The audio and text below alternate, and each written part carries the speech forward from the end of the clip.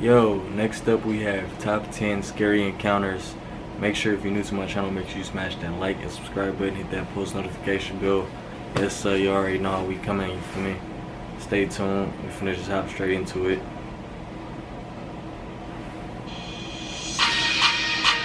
We gotta add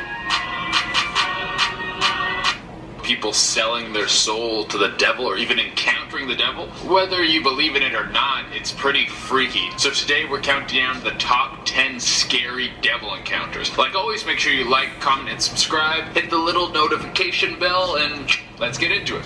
Number 10, Richard Cabell. This man lived in Devon, England during the 1600s and was apparently a It's huge always some weird dirtbag. shit in He would England. torment people in his town and even abuse his wife. One night, in a violent rage, he struck his wife and she tried to escape. He then hunted her down and killed her and her dog. We all know what happens next. That's some weirdo shit, see?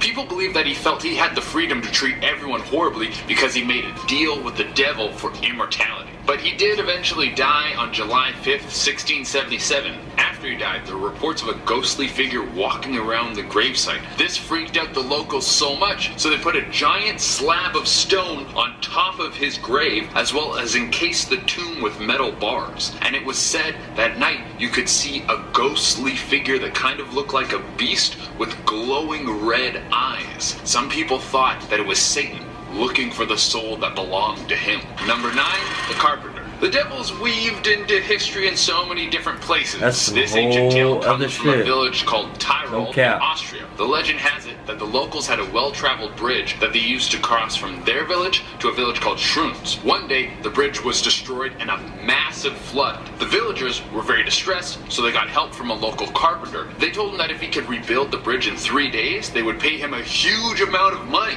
He knew such a task would be impossible, so he asked the villagers if he could have a day to think about it in order to come up with a solution. That night, when he was trying to find a way to build the bridge in such a short period of time, he was visited by a man with a little green hat. I love how these stories just have some creepy dude that shows up to your house in the middle of the night, and you're like, I wonder what he wants. Couldn't be anything bad. Well, the little man told the carpenter that he would build the bridge for him, and he could keep all the money. The only thing he wanted in return was the soul from the first person to leave this house and cross the bridge. The carpenter knew this was the devil, so he had a plan. The next day, the bridge was built, and the carpenter showed up. The devil saw him there and was jumping in excitement to get his prize. Then, the carpenter pushed a goat onto the bridge and said, "Here's your soul." You got played, dude. Legend says the devil took the goat and people started roasting him as he was walking around with the goat. People were like, hey, you should have read the fine print. Oh, you two look like a great couple. I just love the idea of people roasting the devil. Like, oh, Prince of Darkness can't trick a tradesman.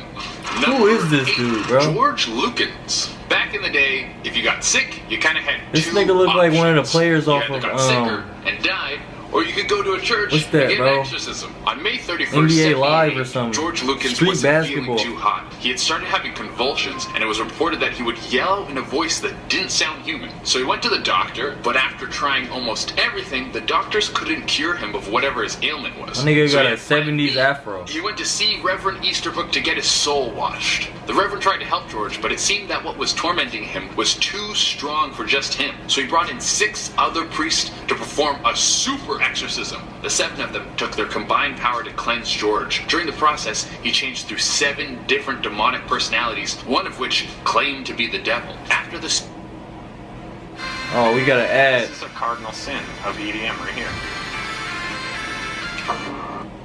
super exorcism, George was cured. I'm not watching And probably nobody didn't live else. past 35 because that's how life went back then. Number 7, the Codex Gigas. Would you read a book that might have been Bro, written they by said the Kodak. devil? I think that one's a Free hard my nigga pass. Kodak. I'll stick to reading the back of cereal boxes. Well, the Codex Gigas is said to have the devil's actual handwriting, and whoever reads it becomes cursed. Why would you read that? I don't know if I believe that the devil's handwriting is in the book, but I wouldn't want to be wrong just for some light reading. The story goes that back in 1523, Ludovico Spoletano wanted to make the best spaghetti ever, so he summoned the devil. Nah, I'm just kidding. He wanted to answer a series of questions This you've been nigga asked. playing, bruh. Exam season is very tough. It's documented that the Nigga devil better quit possessed playing, him, bro. grabbed a pen, and started writing. Most of the text has never been decoded, except for one I'm not sentence reading that it. says, "I think it smells like up dog." Number 6.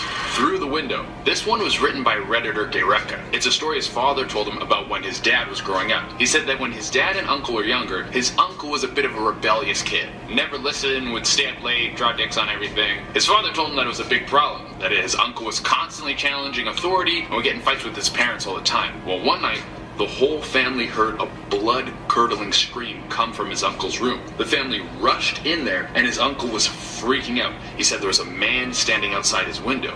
Their father went to check for someone, but couldn't find anything. His uncle describes the man as wearing a long trench coat and having no face except for glowing red eyes. After this, his uncle was as sweet as pie, became a respectable member of society. So was this a devil encounter? Or was this a story a father told his son so he wouldn't act up? That's healthy parenting. Scare him psychologically, but he'll be a good kid.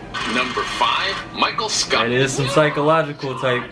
Not the hilarious character from The Office. Michael Scott was a Scottish mathematician born in 1175 and is considered one of the most brilliant men to come out of Scotland. He traveled through Europe and eventually ended up in Italy. While in Italy, his brilliance didn't go unnoticed. He gained the attention of Emperor all Frederick that Europe II. shit, Frederick bro. brought All that Michael shit is into his wicked to court me, as bro. the head astrologer. But when you're a super smart guy back then, people get a little suspicious. It said he could summon demons to do his bidding, and they would go all over the world to bring him delicacies. And that's just where his power started. There's myths of him defeating a coven of witches that he turned into stone. It's even said he changed the course of the river Steeds. But the most famous one is him summoning the devil to build a road to his castle. His father had just built a shiny new castle and it needed a road. I mean, you don't want to be the only castle in the neighborhood without a road. Like, what do people think?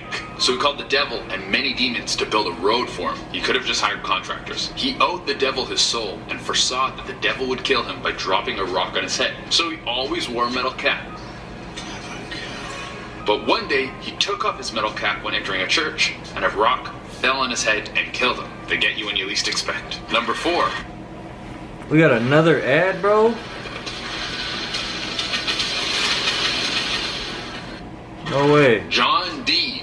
John Dee was born in 1527 on July 13th. He was an Elizabethan mathematician and astrologer, but he also liked to dabble in the occult. He was into some pretty freaky stuff. Even though he was researching black magic behind closed doors, he managed to work his way up as a man of intellect, becoming the royal astrologer for Queen Mary. However, his little secrets caught up with him, and he was arrested for heresy in 1555. How do you get caught for something back then? The only way you would find out would be if you told people. Like, how was your weekend?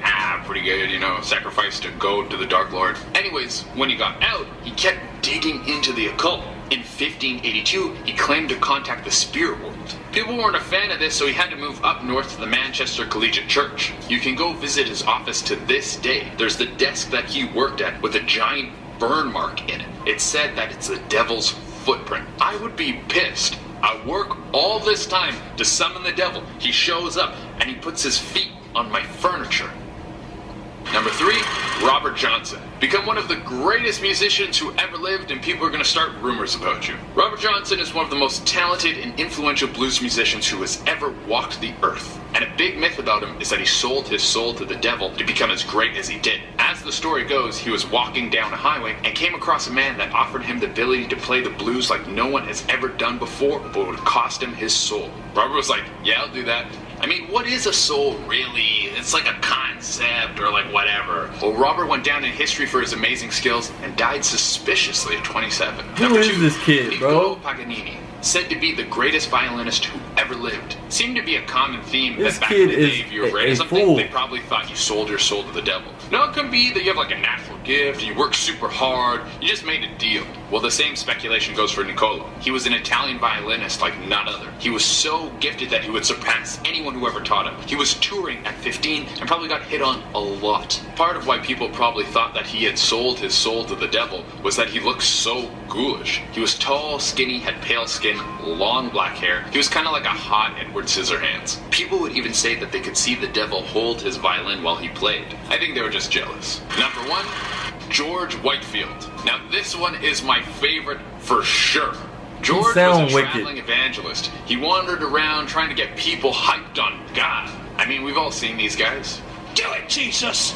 A brand new hit! Bam, bam, bam, bam, bam, bam! In 1740, George was in Ipswich, Hey, Massachusetts. bro, He was putting on those be the funniest, show. Like like, people were going nuts. things Apparently, on TV, the sermon bro. was so hot, he was Bam, bam, bam, bam. Oh shit. bashing the devil so hard that the devil showed up. I was like, "You talking?" And George was like, "Yeah, I'm talking." And then he fought the devil. This is like an episode of Maury. George then summoned the holy power to push the devil out. And after that, the devil fell off a cliff and landed on one foot. He's got like a +10 on acrobatics. It said that the devil's footprint is there to this day. The devil is probably at home. What is like, this, "Dude, Street Fighter, I don't bro?" even know you. Why are you talking so much smack? Well, that's our list. Write in the comments which creepy devil encounter was your favorite. Like always, make sure you like. We finna end it right there, you know what I'm saying? This was obviously, you feel me, humor, you know what I'm saying? Dude's hilarious, like I said, you know what I'm saying? He got a 70s fro. He looked like an old school NBA player, you feel me? I ain't gonna lie, blasphemy, you know what I'm saying? It's all funny and shit, but y'all let me know if y'all think any of those was real, or you feel me, if, you know what I'm saying, that gave you any type of chills or whatever. You already know, man. After this, I'm gonna say a prayer, you feel me, because I'm not with none of that other shit. You already know, man. It's your boy Westside. You know what I'm saying? AOB. Until next time, make sure you smash that like and subscribe button. You already know what it is. Gang gang, yes sir.